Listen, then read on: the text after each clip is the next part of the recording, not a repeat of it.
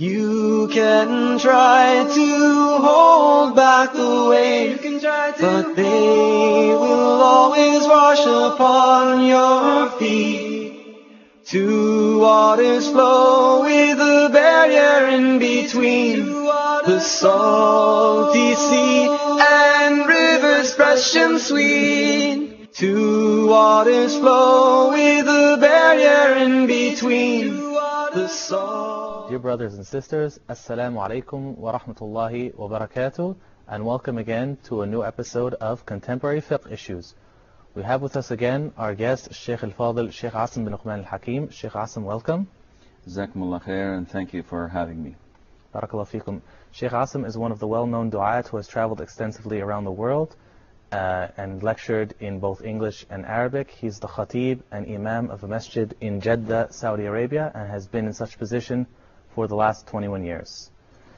Sheikh, today we're going to discuss a very serious issue that a lot of Muslims find difficult in dealing with, and we ask Allah to save us from it, and that's the issue of abortion. We'd like your expert opinion on the issue, but first we have a report that we filmed with a Dr. Ihab Samaha. So let's go to the report first, inshallah.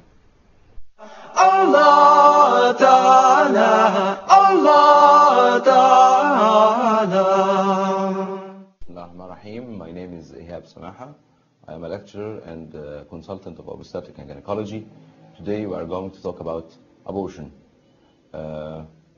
Abortion can be defined as termination of pregnancy during the first or during the second trimester. And it can be done on a dead or a living fetus. The types of abortions are many. It includes a blighted ovum, which is an embryonic pregnancy.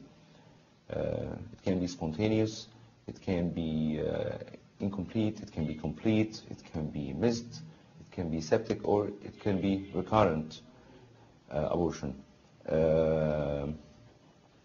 The incidence of abortion before the age of 20 years is about 12%, and the incidence is about 26% above the age of 40 years. And the incidence of spontaneous abortion is about 80%, more than 80% of spontaneous abortions occur during the first 12 weeks of pregnancy. The causes of abortions are many. It could be fetal, like chromosomal anomalies, whether it's aneuploidy or euploidy. Aneuploidy like trisomy, monosomy, which is 45X, triploidy, tetraploidy. It could be of maternal origin, like if she has a chronic debilitating disease like TB or cancer. It could be endocrinal causes like hypothyroidism or diabetes mellitus. It could be uterine, if we have uterine anomalies, whether septate or subseptate or bicornuate uterus or incompetent os. It could be from drugs like alcohol, caffeine, tobacco, could be from radiation or from contraception if she has an IUD inside the uterus. It can be from other diseases like thrombophilia or antiphospholipid syndrome or systemic lupus erythematosus. Actually, there are too many reasons for abortion, and the least is infection. Indications of abortions are if the baby is dead, we should give the mother a treatment in the form of drugs, or we could do a surgery in the form of evacuation and curettage if she's in the first trimester, or induction of abortion if she's in the second trimester. If the baby is living, the indications are variable depending on whether the problem is in the mother or in the fetus. Is the problem in the mother, like if she's having a heart disease that cannot withstand pregnancy, we should terminate pregnancy. If the mother develops a disease during pregnancy like preeclampsia or eclampsia, we should terminate pregnancy. If if there are problems in the fetus, like if the fetus is congenitally malformed, if there are if there are anomalies in the fetus, we should terminate pregnancy. But anomalies that cannot survive later on, like neural tube defects, like multiple congenital anomalies in the limbs, in the heart, in the abdomen. In this case, we should terminate pregnancy. Allah Ta'ala, Allah Ta'ala. Assalamu alaikum wa rahmatullahi wa barakatuh, and welcome back. Sheikh Asem, we just saw the report on the issue of abortion by Dr. Ihab Samaha. For many individuals in the West specifically, people equate abortion with a miscarriage. They say, well, a miscarriage is the same thing, so why can't we have an abortion? Could you please elaborate on the difference between these two issues? بسم الله الرحمن الرحيم الحمد لله رب العالمين وصلى الله وسلم وبارك على عبده ورسوله الأمين نبينا محمد وعلى آله وصحبه أجمعين. There is a difference between miscarriage and abortion. Miscarriage is something that is done without any human intervention. So there is no interference from the part of the woman who's carrying the fetus or from an external part, someone who beats her up or gives her medication or interferes surgically to have her abort the child. So a miscarriage is something that happens from Allah the Almighty, as we say. And we believe that it is in the best interest of the mother, because usually, as physicians say, that whenever a miscarriage takes place, this is because there is some form of mutilation or deformation in the fetus that would most likely be the cause of this child to be born into some form of being retarded, being something that is wrong in it. So Allah Azza wa Jal would choose for the pregnancy to be terminated as this early stage. And as a believer, we believe that whatever Allah Azza wa Jal rules upon a Muslim, then this ruling is for his or her best. And a miscarriage is, as said, is something that humans have no intervention to or with. Not like abortion. Abortion is something that is premeditated, and it is something that a person does, either a physician or by sort of abuse of the pregnancy. The mother can abort herself by carrying heavy things, for example, or by being beaten by or abused by someone else, and then she aborts her pregnancy. And this form of abortion is divided into two types. As we know that the first type is before the soul is breathed into the fetus. And the second type is after it was breathed into the fetus. Allah the Almighty tells us in the Quran, or the Prophet ﷺ tells us in the authentic hadith, the creation of any one of you is put together in his mother's womb for 40 days. So these are, of course, by a person who was illiterate and did not go into any medical schools, sallallahu alaihi wasallam, the Prophet, and who could not read or write. Yet it is a revelation from Allah. He stated this 15 centuries ago. He said that the creation of any one of you is put together in his mother's womb for 40 days. Then he becomes a alaqa, which is a piece of thick coagulated blood, for a similar period, which is another 40 days.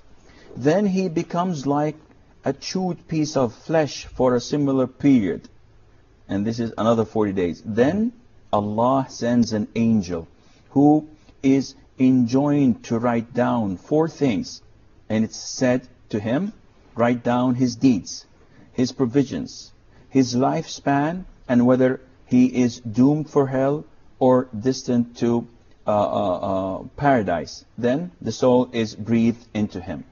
So from this hadith, we understand that the soul is breathed only after the 120th day.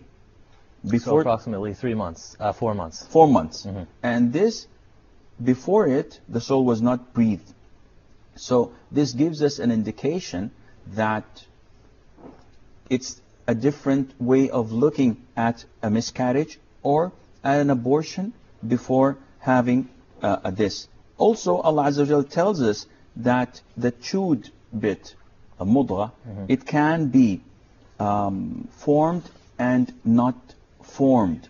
And Allah Azza wa Jal mentioned this in the Quran. Allah the Almighty said, O mankind, if you are in doubt about the resurrection, then verily we have created you from dust, then from a nutfa, which is mixed drops of male and female sexual discharge, the offsprings of Adam that is, then from a clot, which is a piece of thick coagulated blood, then from a little lump of flesh, some formed and some unformed, that we may make clear to you.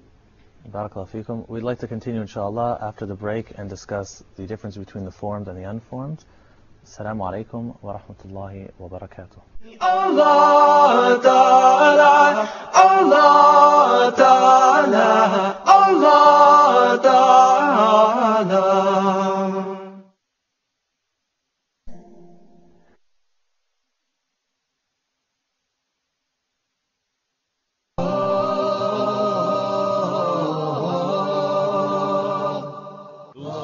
Love Allah subhanahu wa ta'ala, for those who worship Allah subhanahu wa ta'ala alone, for those who want to enter the Jannah, the paradise that Allah subhanahu wa ta'ala created for the believers. And that's why we need to learn and we need to get to know what Allah subhanahu wa ta'ala wants from us, so that we submit ourselves to the orders of Allah. And this is knowledge that we need to learn. Why we're spending more time to look into the verses and to the meanings of the verses in depth, so that we can get to learn from it what we need ourselves to be steadfast, to be obedient to Allah subhanahu wa ta'ala, to ponder over the meanings of the miraculous words of Allah subhanahu wa ta'ala.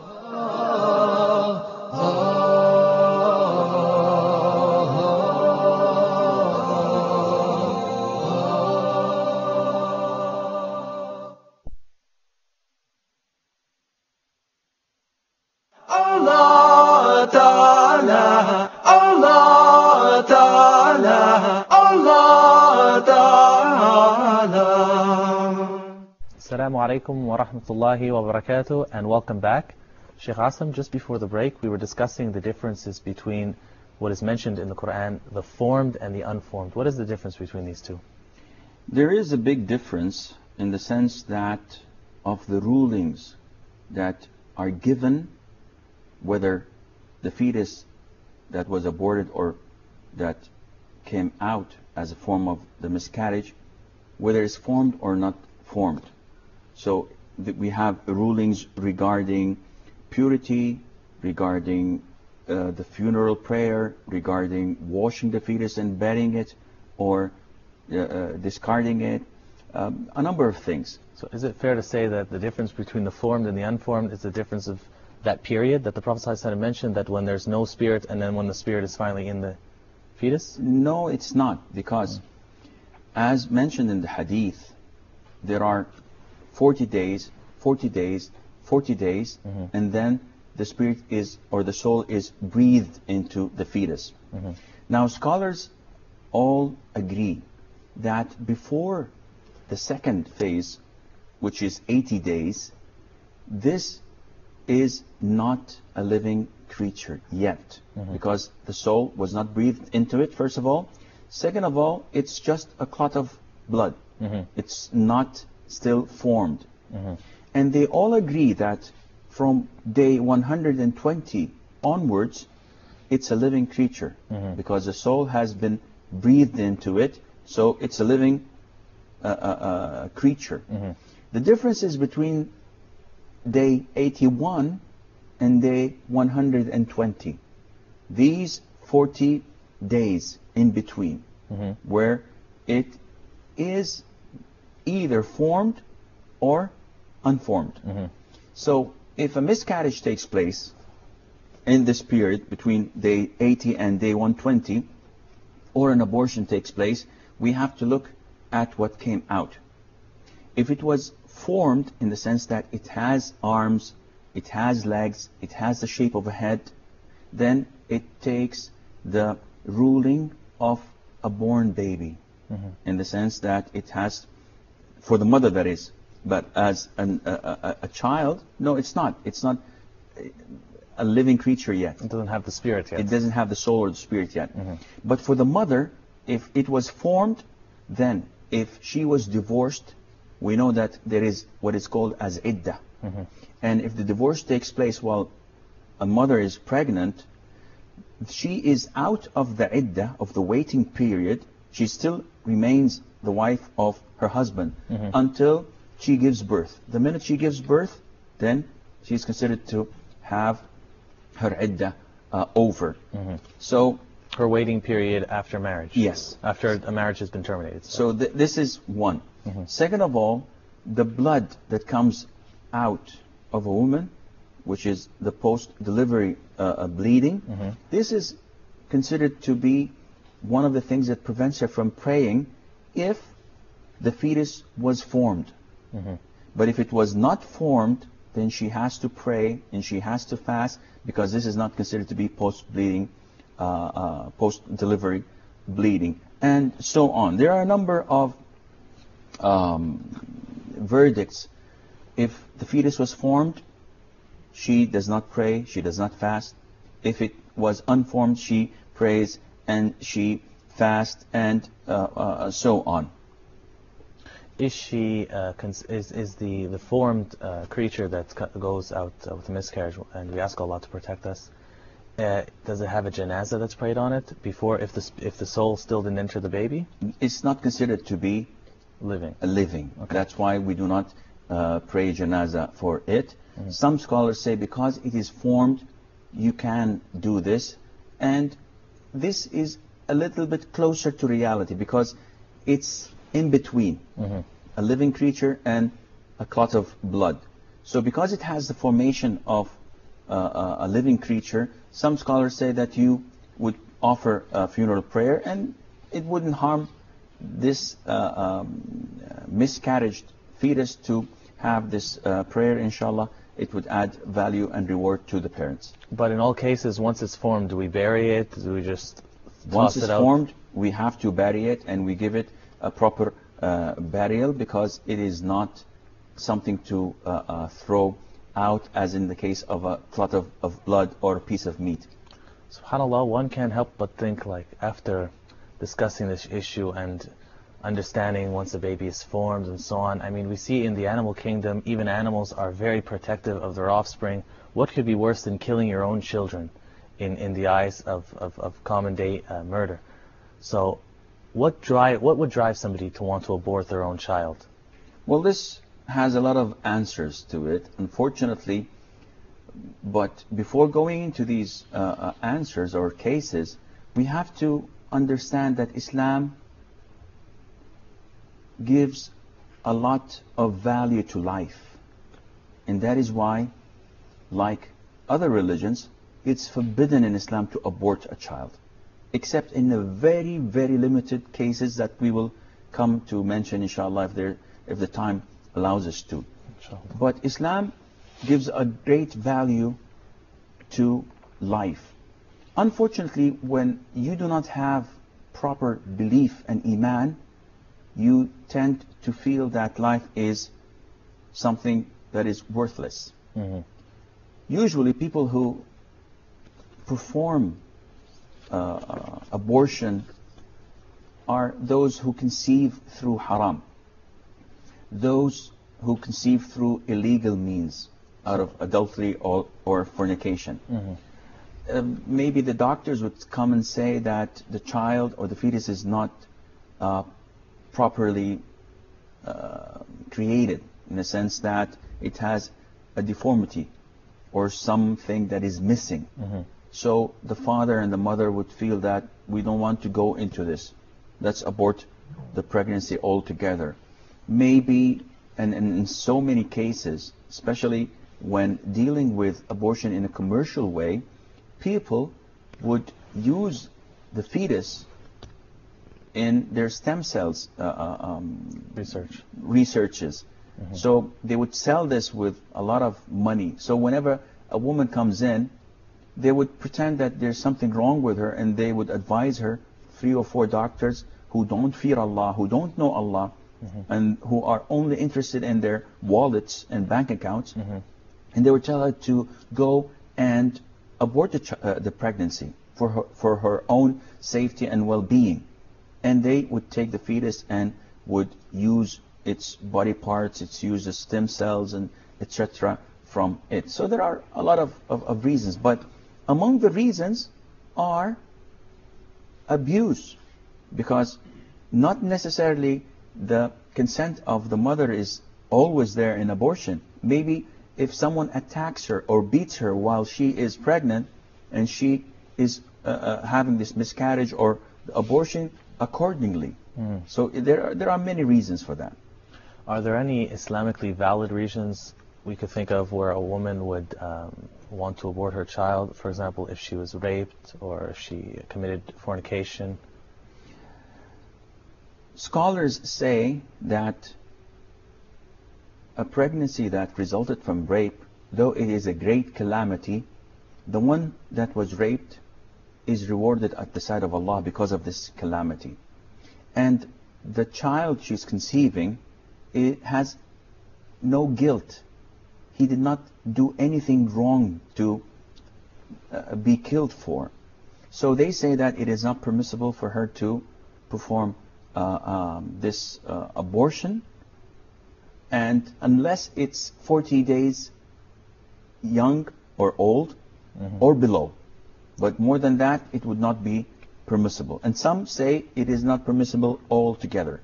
In the case of being conceived out of wedlock, out of fornication or adultery, this is even greater. This is not permissible because it's their own wrongdoing, and it's not the child's fault that his parents or his mother, that is, did this sin.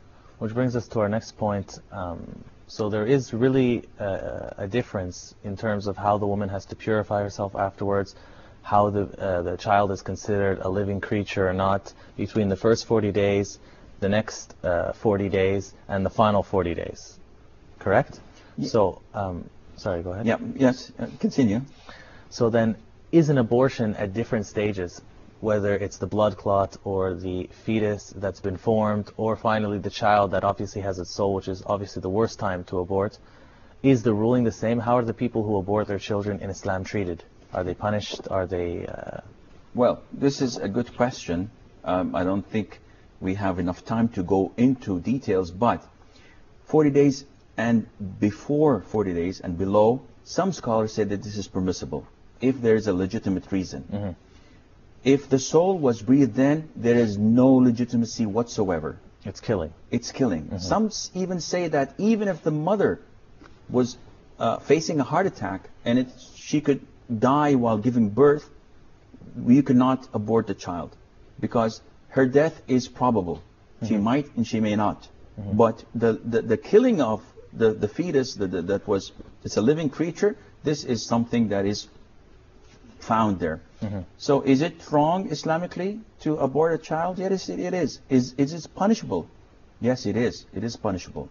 And in Islam, if you kill a living fetus after the 120 days, you are forced to give expiation, blood money.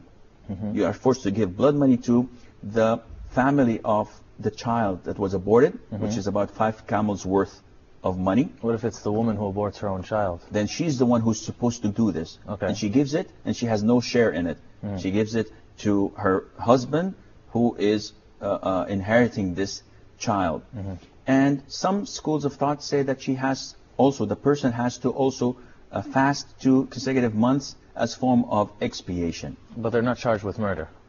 Well, it is not murder yet, because if the abortion takes place while the woman is pregnant with it, it's not fully fledged murder, but it is part of it, and it's a major sin in Islam. And we can go on to call it murder if the assault takes place at a pregnant woman and then she gives birth in a time which is usual for a woman to give birth, like 7 months, 8 months, 9 months, and the child lives for a normal period of time, which is 10 minutes, half an hour, a normal life, and then dies out of this abuse or this assault. So we can say this assault directly caused the death of this born child. And he has to pay the full blood money. No. This is called murder. It's not like the 5 camels worth. No, he has to pay the full 100 camels as blood money to the parents. Barakallahu feekum, ya sheikh. It's always a pleasure to have you. We'd love to continue and benefit greatly, but unfortunately we have to go. Jazakallah khairan, and please, you're welcome to join us again next week. Assalamu alaikum wa rahmatullahi wa barakatuh. You can try to hold back the waves, but they will always wash upon your feet. Two waters flow with a barrier in between, the salty sea and rivers fresh and sweet. Everything Allah commands to be will always become a reality. Everything Allah commands to be will always become a reality. Allah Ta'ala, Allah Ta'ala.